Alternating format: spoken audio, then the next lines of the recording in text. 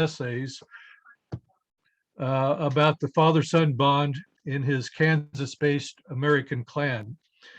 Tim is also author of a novel, a collection of essays, and two prize-winning memoirs about years spent in East Africa as a youth. For 25 years, he worked as a writing professor, including 7 years as director of creative writing at Waldorf University in northern Iowa. And in 2020, he moved back to Kansas when his wife became bishop of the Episcopal Diocese of Kansas. He lives in the Potwin neighborhood of Topeka. He's the father of 2 grown sons. He also continues to teach occasionally through the Iowa Summer Writing Festival and the low residency MFA program at Drexel University in Philadelphia. So it's my pleasure to welcome Tim Bascom. Tim? Yeah, thanks to be with. Thanks for that introduction. It's good to be with you all. You covered everything there. I was ready to tell you about myself, but you got it all. But yes, I'm a writer and have these 5 books that have been published. And the most recent one, Climbing Lessons, is about my father, his father, my sons. We had males all the way through the family, no daughters. And Dad was from Manhattan, Kansas. And so some of the stories are set there. We lived in Troy, Kansas for half of my childhood when we weren't overseas in Ethiopia.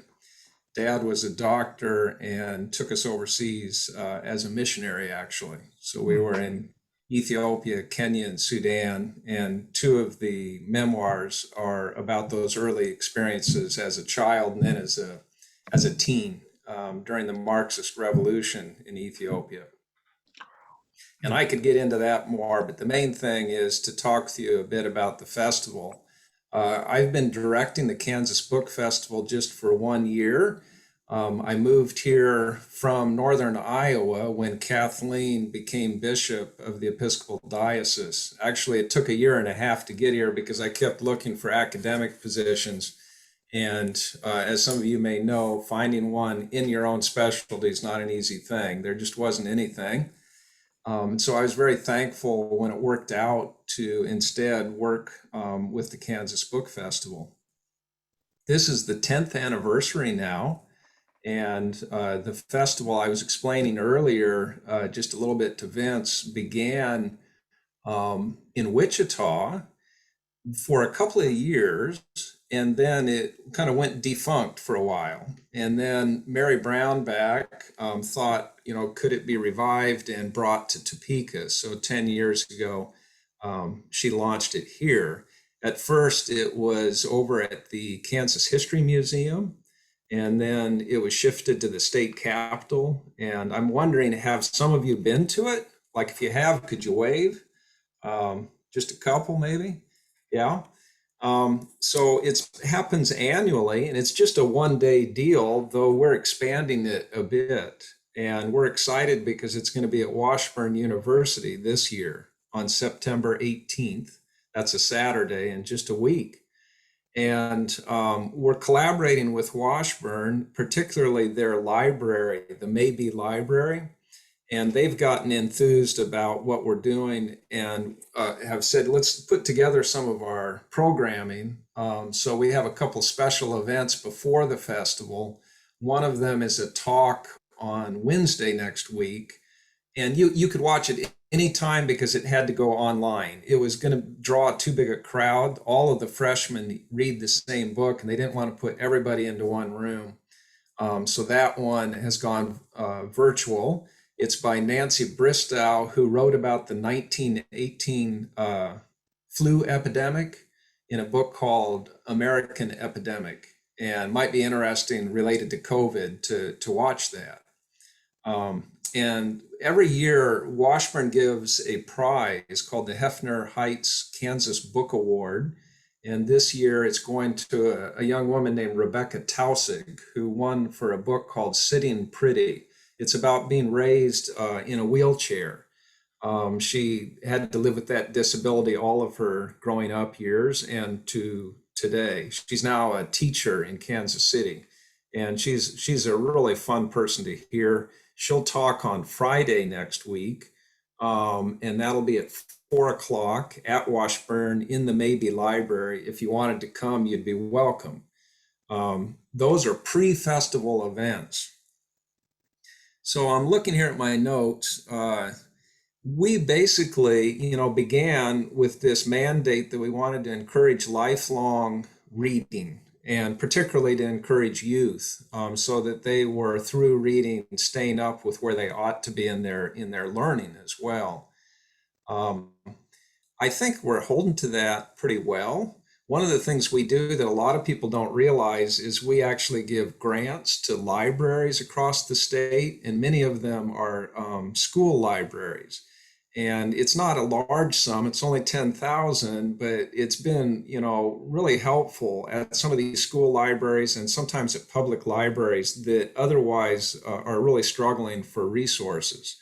And so we annually field a bunch of applications, and some places are saying our population is changing. We've got a lot of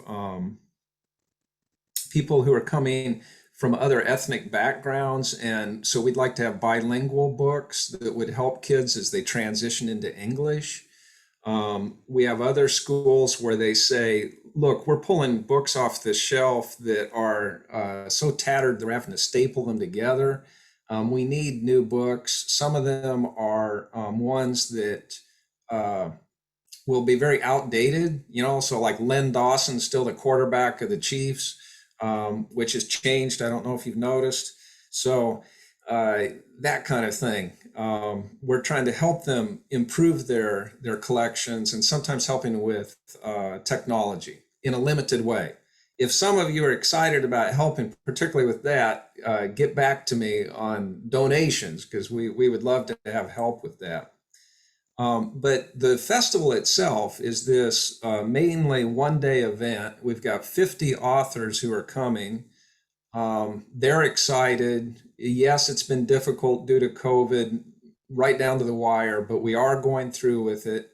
And only a couple have pulled out because they had to, because maybe a child was compromised with immune system. And so the mother said, I can't come, that kind of thing. Most of the authors have had to live for a year and a half with books that just came out and not being able to share them with the public, and they're excited. So we've got 50 coming. We've got 30 exhibitors, and I'm excited about this part too. So it's like the University Press of Kansas or Metal Art Books down in Emporia. People like that will have booths.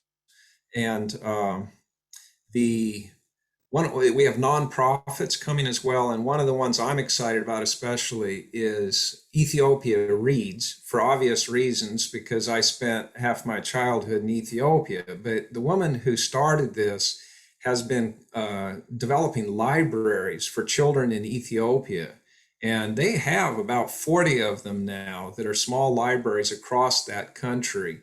She has been so recognized that she was just nominated by a nominating committee in the US as the only person for an international award that's called the IBI. And it will be awarded in Moscow this year coming up. They're seeing her work to develop literacy in Ethiopia, and she's actually started a whole line of books as well that are being published with illustrations by people in the States and Ethiopia. She's going to be one of our speakers, Jane Kurtz. She writes children books, and some of them are just beautifully illustrated and interesting books, both for very young kids as well as for young adults.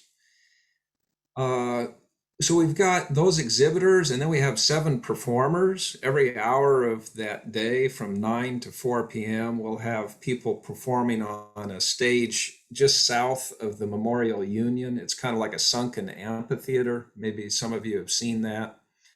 And that includes storytelling and jazz and a rapper. Also a trio called the Church Ladies that do acoustic music that is kind of like folk and gospel stuff. So that's kind of a rough sense of the festival. The sessions will be in the library and in the Union Ballroom. And we'll have book signings after each session so that people can come out and buy a book if they want and get it signed. I'm looking here again at my notes. We've tried really hard to get a wide variety of stuff. So we've got picture book authors who are talking about empowering kids through picture books. We've got young adult fantasy that flips expectations. One of the authors is from Kansas City. She's African American, and she's taken the Alice in Wonderland story and done a weird flip on it that's very interesting, and has now a series, 2 or 3 books that are in that series. And she'll be talking on that. We've got nonfiction that is on North American art, including a book that's maybe some of you have already heard about, on petroglyphs here in Kansas by Rex Buchanan and some others in Lawrence. Or we've got a book on a woman who was an aviation pioneer down in Wichita back in World War II, flying fighter planes at that time. Just a whole range of things in nonfiction, and then poetry too. So there's a collection that the Humanities Kansas put together called Birds of a Feather, and every poem is about a bird, and it's by a Kansas poet. And I just think it's a beautiful little piece, and it was illustrated by a man named Brad Sneed over in Kansas City, who does great children's art. By the way, there will be an art exhibit too at Mulvane Art Museum related to all this, so that people can go in and see a couple of illustrators' work and how they develop illustrations for books. That's kind of the big picture of the festival. And I'm here in part to ask if anybody wants to help volunteer on that day, which is Saturday the 18th. It's close to the wire here. I'm still getting people together. In fact, tonight I'm going to be on Zoom at 7 o'clock with those people who are interested in volunteering. And if you wanted to do it, we would love to have you join in, because we could use people at the book signing tables or helping with some transport. A few authors are staying at a hotel that is in town. Author hospitality as well, or being at an info desk, different tasks like that.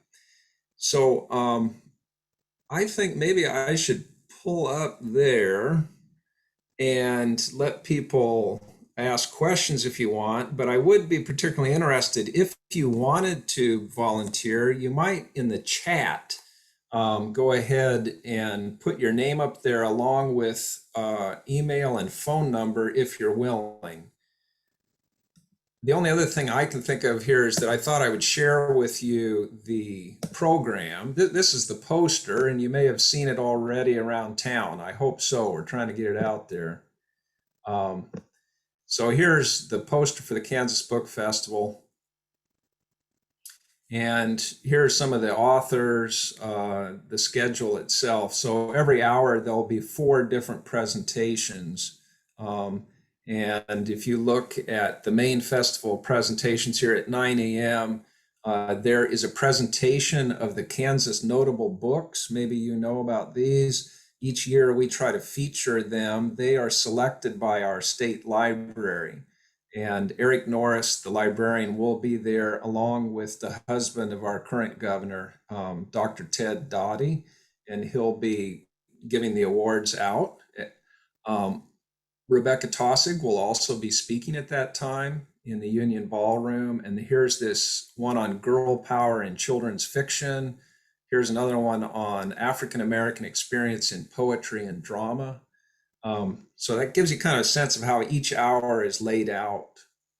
And our keynote speaker is down here, Amy Nezhu Kumatathil. She's got a difficult name. She's half Filipino, half East Indian, and spent some time in Kansas as a kid. She wrote this beautiful book that was a Barnes and Noble favorite book of the year about nature, just essays, very whimsical, Uh, and they make personal connections. So she compares herself to a narwhal, you know, that whale-like creature with the long unicorn nose, because she, as a kid in Kansas, felt so kind of exotic and strange and removed from others during that year in Larned, Kansas, where her mother was working at a psychological institution there. That's a little bit about us. And I'll come back here. And do people have questions or anything you'd like to jump in with? Tim, this is Raymond Powers. Just wanted to let you know I'm one of the co-authors of one of the books on that, the one. That's the right. Cheyenne ledger art. Yeah, So, yeah. I'll be there. Raymond's going to be there along with Denise Lowe. And it's a beautiful book. I want to get my hands on it. And you'll be talking along with Rex Buchanan and the others, right? On the petroglyphs.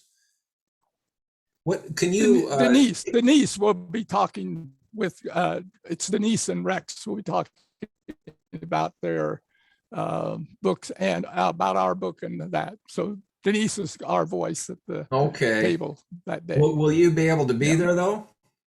I'll be there. Yeah, yeah. And this is a book about Northern Cheyenne ledger art. Maybe others already know about it, but my understanding is that people used lined notebooks like we have still today with all the lines, and that was what they had. So they drew on them and created pictures that you guys were researching. Seven Northern Cheyenne were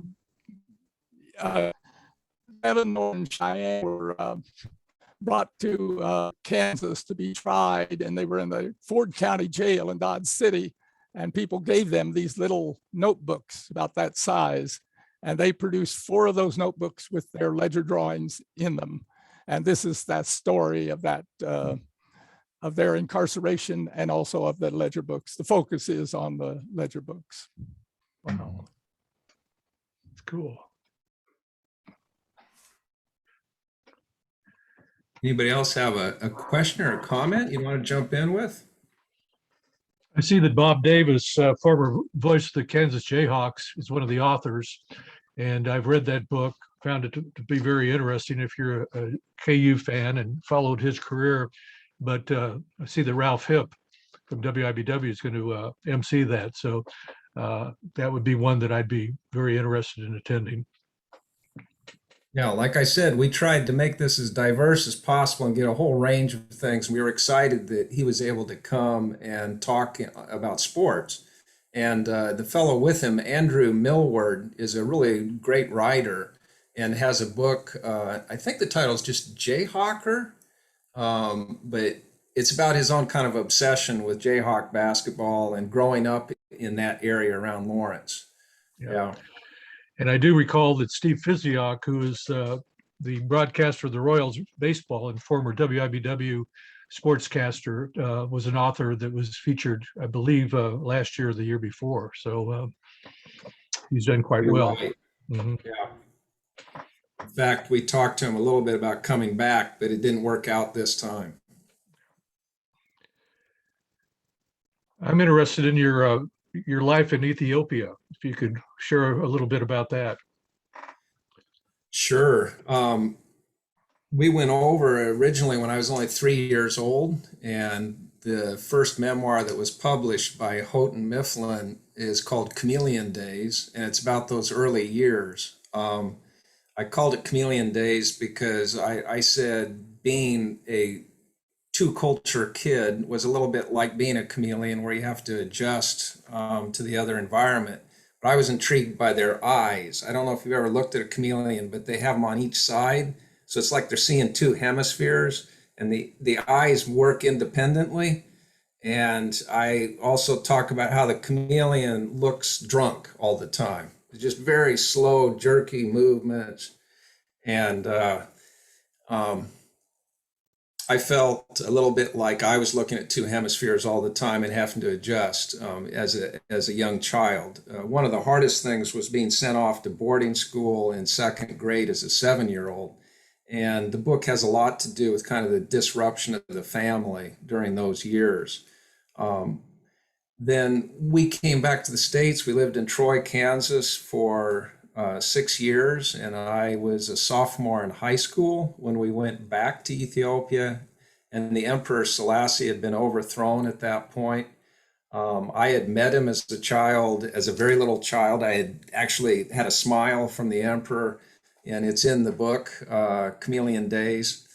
Um, he had been overthrown and had died. They think perhaps executed by Colonel Mengistu, who was a very ruthless leader. And we went back, and that book that I wrote about the return is called Running to the Fire, and it was published by the University Press of Iowa.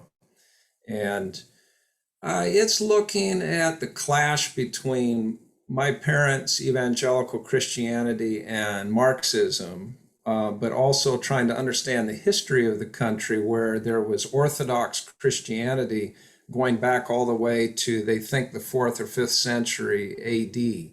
So there's this ancient Christian community in Ethiopia. It's a fascinating place. If you go to the north of Addis into the highlands, there's a city called Lalibela that is one of the more recognizable landmarks historically from the country. In that city, there are 12 churches carved out of solid stone that where they would just go down and dig a trench in the shape of a cross, and then they would hollow out the rock that they had separated and turn it into a church. So it looks built, but it's just one big sculpture, basically, 2 or 3 stories tall, with windows carved, doors, things that look like lintels, a drainage system on top, just, very beautiful. And this ancient church had been there all along, and I look at its connection to the monarchy, and that was part of the reason that when Marxism came in and the emperor was overthrown, the Orthodox Church immediately was under attack because it had buttressed the monarchy all through the years. So those are some of the stories. We had to leave after half a year. It was the middle of a war zone, basically. So, I was counting shots at night in boarding school and occasionally seeing bodies out on the street, burnt out vehicles that had been hit by machine gun fire, and having to pass through multiple checkpoints every day by neighborhood police, once or twice getting close to getting shot. So our parents decided it wasn't safe, and they said, we're leaving, and we ended up in Sudan, which was a little bit like jumping out of the frying pan into the fire. I mean, literally, because it was 105 or 10 degrees there. And I write a little bit about Sudan at the end of the book. That's the quick story. Very interesting. Thank you. What do you think? Are any of you interested in maybe being a volunteer? If so, you could put your name and phone number or email up there, and the email would be the way I'd get in touch with you, I think. It would be on Saturday, September 18th. And it would just be for, like a 2 or 3 hour slot. That's what we tried to break these up so that people would just work for a couple hours. And we would love to have you come if you can't, even if, and I understand it's COVID time too, so volunteering's a little tricky, but love to have you come to some of the sessions. At Washburn, you're required to wear a mask indoors. So all of the sessions will be with people in masks during that time. And then outdoors, it's more your choice, but we're going to encourage people still to wear them around if they're close to people in the exhibitor booths. People can Thanks for putting a note up there, Angel. I saw it. good. And people can let me or Steve know also, and we can forward that to you. Yeah, yeah. Are Absolutely. there other things that people would want to ask? I'm glad to answer any other questions.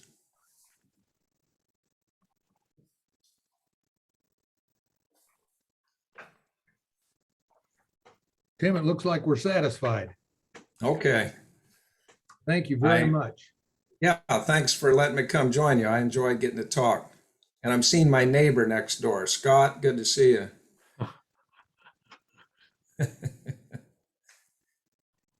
Okay. Well, thank you, Tim. Actually, I don't know if we can make this happen, but tradition in our club is to have our speaker sign the book plate of a book that we then donate to Ross Elementary Library. And we've been doing that for a very long time. And if we can make that happen, we'll figure out a way to get that to you and then on to Ross Elementary. Kind of parallels one of your programs. Yeah, I would love to do that. And if you do come to the festival, be sure to check out Jane Kurtz and what she's doing over there at Ethiopia Reads booth. I think because I know the Rotary Club has special interest in literacy, that you would find that very interesting. There's also another group called the Liberate Book Project, and they're out of Hays, Kansas, and they are collecting books to try to fill libraries in jails across the state so that there'll be a library in each prisoner jail. And I think that's a really important thing they're doing. Did you see Scott Teeter volunteered? Okay, yeah, I'll put it down here. Thanks, Scott. Anyway, thank you so much. It's great to be with you all and wishing you the best on all your projects and what you're doing. Well, and thank you. I learned a lot and wish I had the day free so that I could either volunteer or at least come. You got a lot of fascinating folks and things going on. So Yeah. Be a really great day. So with that, our meeting next week will be in person and Zoom. And our speaker will be Bill Sevens, who will speak about the Keepers of the Sandlot. And Vince will let us know a little bit more about that in the coming week in his invitation. So we'll end our meeting with the four-way test. Of the things that we think say or do, is it the truth? Is the truth. Is it fair to all? Fair to all concerned. Will it build goodwill? Build goodwill and better friendships. Will it be Will it be beneficial beneficial to all concerned? Will be fun and It'll kind. be fun and kind. Thank you all. Have a great day. Thank you. Take care. Hey, Steve. Yes. Hey, Steve, it's Scott Teeter. Give me the book and I will get Tim's signature on it, as I live about 20 feet away from where he sits right now. In fact, I could walk across my driveway and talk to him in 10 seconds right now. So just give that to me next week and I'll get it signed. Okay. Very good. That'll be easy. Yeah. Tim, I didn't put it two and two together, but I have a daughter and a son-in-law that both work for your wife. At Oh, the Diocese of Kansas. wait, who are we talking about? My daughter is Michael, and her Okay. husband is Patrick. And Yeah. so I'm sorry that when we were warming up, I didn't put that all together. They helped out. I didn't mention it, but we just had an event last week that was a big deal. I don't know if you got to it with a guest author who came in from New York, Eliza Griswold. And We were out of the country and couldn't. oh, that's right. You were on your trip. But Patrick and Michael both did a lot to help make that happen. It was a lot of fun. We collaborated with the Episcopal Diocese on that. Great.